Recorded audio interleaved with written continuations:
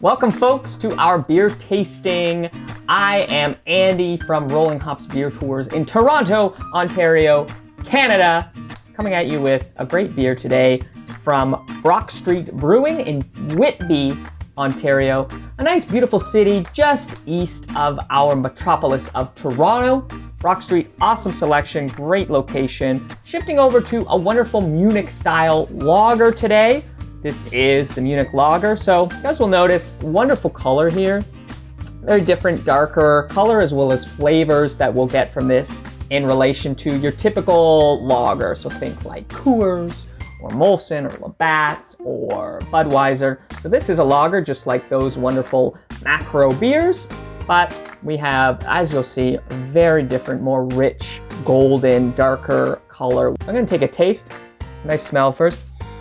So wonderful sort of Munich style malt. It's gonna smell like very, very bready, very wheaty. Ooh, and the taste as well. So again, those bready notes that really come out in the flavor of this beer with a nice sort of dry finish to it.